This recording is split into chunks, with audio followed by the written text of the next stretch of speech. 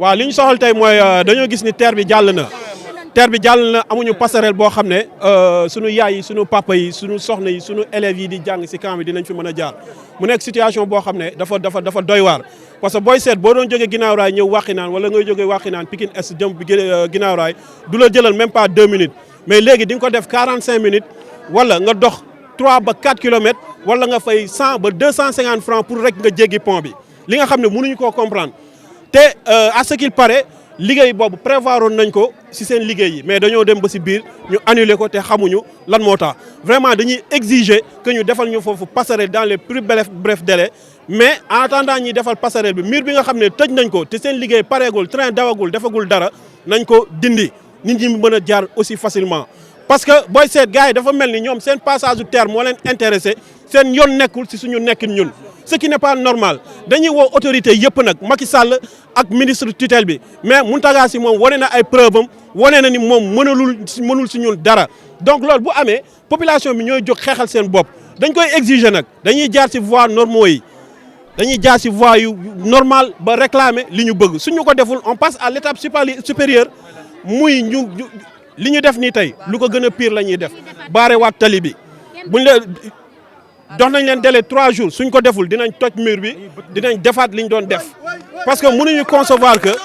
fépp foo xam ne terre bi jaar nañ fa ñu defal leen li ñu bëgg mais ñun mënuñu koo defal te booy seet camp bi dafa dajale activités yi nga xam ne Pikine Est ak Guinaw Rail Nord yëpp fa lañ koy dérouler marché yi foofu la nekk tool yi foofu la nekk école yi foofu la nekk hôpitaux yi foofu la nekk CEM yi lycée yi tout lépp foofu la nekk donc boo fa bëggee dem imagine toi élève bu jóg à 7h30 war a jàngi am na agression parce que pont bi dafa lëndëm kiris policiers yi dañ leen di féliciter ci seen liggéey mais war nañ ko gën a mën a améliorer parce que dañuy nekk aux 2 extrémités du pont di créer encore embouteillage tey daar li ñu bëgg mooy mur bi nga xam ne érigé nañ ko aussi fi nit ñi doon jaar ñu dindi ko comme que seen liggéey pareegul ñu dindi mur bi en attendant ñu ñuy defaral suñu pont parce que passerelle bi compliqué wul escalier la buy jóge fii wàccee fële donc c'est pas compliqué li ñuy laaj compliqué wul te on exige qu'on nous le fasse dans les plus brefs délais. lu méttee métti la ñuy dund ñun kuy jooy ñun ñii la war a jooyal ñun jigéen ñi góor ñi ay xale lañu xam nga ne ñun mag ñu toll ni ñun ñëw taxaw fi ànd xale yi dox lii yëpp am na lu ñu métti torop lu ñu lan moo lu bare lu métti loo xamante bëgg a dem marché du ñuy bëgg a dem marché dañuy bëgg a dem marché dañuy passe 250 aller 250 retour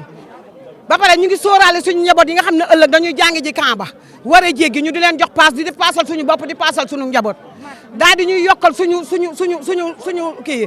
li nga xam ne moom la ñu war a fere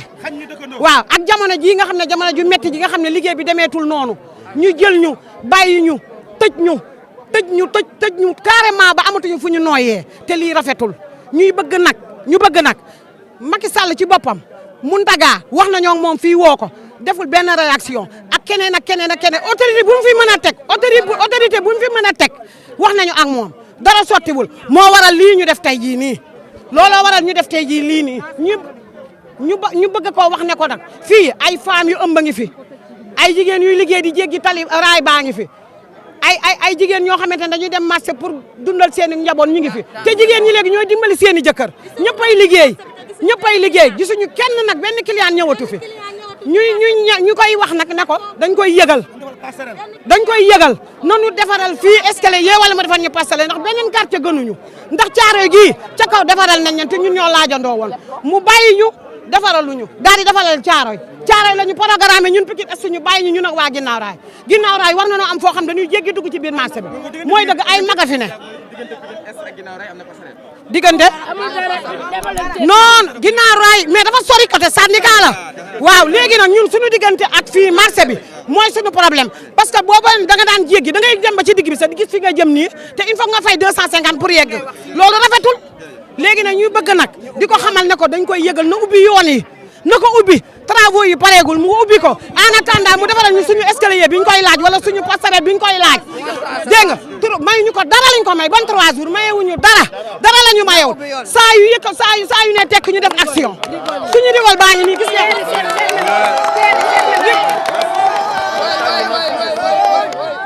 rigole baa ngi nii dañoo amul rigole boo xam ne ndox mi taw bi may ma rigole bi taw bi su ñëwaan si ginnaaw raay lay dem ci kii ba seen kii ba bassin ba léegi nag may ma rek léegi nag ñu jël ko daal di koy tëj suñu ndox dematul fenn suñu ndox dematul fenn mi ngi fi boole ko ak ñoom seen ndox mi ñu liggéey fi day wàcc versé wu suñu biir koñ su ngeen bëggee mën ngeen a ñëw léegi ñu dem yóbbu leen ngeen xool ndox mi sonn nag tàyyi nañu damm nañu mayeetuñu ñaar dërëmu Mali dara la ñu mayeetul billahi wallahi mayeetuñu dara saa yi ñu toogee bëgguñu ceeb bëgguñu dawliñ bëgguñu dara bëgguñu xaalis nanu defaral li ñu bëgg ay maire de fan ak eesu ñun ñoo xam li ñuy dund ñun la metti ñun ñoo fa nekk sunuy doom ak sunuy jarbaat te ñun mag lañu li ñuy dund daa méttit fu méttit yem daal fa la tàmbalee amuñu passerelle amuñu yeegukaay amuñu jàllukaay yoon bi ñu tëj la ñu bëgg ñu tijji ko nañ ñu tijjil yoon bi daal lañ ko tijji train bi dawagul liggéey bi pareegul nañ ñu tijjil yoon bi ba keroog ñu defal passerelle yomb na montage rek la montage la ñuy ñaan ñun daa passerelle la ñuy ñaan sonn nañu agresseurs yi sonal nañu nañ tijji yoon bi Macky Sall le président de la république ñu la koy ñaan boo ñu déggee yaa nga ñu wallu Marème Faye Sall yow en tant que jigéen mooy wax ak yow nga dimbali sa mbokki jigéen yi nañu dimbali sonn nañu tàyyi nañu dee nañu. En fait, on a organisé une démarche noble et pacifique et vraiment un combat qui est louable avec la commune de Pikine Est et la commune de Guinaw Rails Nord et tous les riverains en fait. Tout simplement, depuis que le TER a commencé, les travaux vraiment, ça nous coûte trop cher. Pourquoi? Parce qu'on a déjà fermé la porte, il n'y a pas de passerelle. Donc pour aller au marché de Thiaroye, soi-disant qui est le plus grand marché du Sénégal, voire même de l'Afrique de l'Ouest, on est obligé de se taper plus de 7 km, alors qu'on pouvait faire 2 minutes pour aller s'approvisionner et venir vraiment préparer le repas. Nos mamans, nos femmes sont fatiguées. À chaque fois, ils se lèvent le matin, à 5 h du matin, elles se font agresser. Pourquoi? Parce qu'il n'y a pas de sécurité, il n'y a pas de lumière, il n'y a rien du tout. On est laissé à nous-mêmes. À part le terre aussi, il y a la canalisation. À chaque fois qu'il y a la pluie, vraiment, il y a l'eau ici. Vous pouvez le voir derrière moi. On est fatigué, on n'a même pas ouvert l'eau. Les canaux sont bouchés. Donc ce que nous voulons, c'est tout simplement dire à l'autorité, à qui de droit, de vraiment venir soutenir la population de Pikine Est, la population de Guinaw Rails Nord. Parce qu'on est des êtres humains, on est des citoyens. Et c'est un combat noble que nous menons parce qu'on est vraiment dans une situation où la sécurité ne règne pas parce qu'il n'y a pas de lumière, des travaux qu'on a vraiment accélérés. Avant de fermer, il fallait voir au moins attendre la finition et laisser les gens vraiment passer. Donc nous exigeons dès aujourd'hui une ouverture pour qu'on puisse passer. Nous voulons une passerelle, des escaliers. On l'a fait dans les autres sites. Et c'est des citoyens comme nous, à Pikine. Pourquoi on l'a fait à Yarakh, à Teungueth et partout au Sénégal? Et pourquoi pas pour nous? Pourquoi pas pour nous?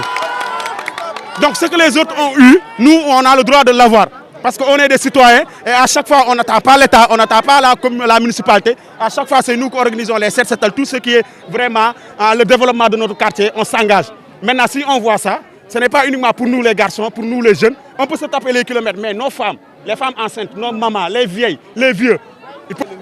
Donc comme c'est une organisation, on ne va pas terrasser le mur, on ne va pas faire quoi que ce soit. On va retourner comme c'est une organisation, on est bien organisé. On n'est pas violent, on ne va pas lasser les pierres, on ne va pas brûler le pneu, mais on va retourner à l'interne, discuter, voir les faisabilités. En tout cas, on ne va pas s'arrêter. S'il y a lieu de bloquer la route, on va encore bloquer la route.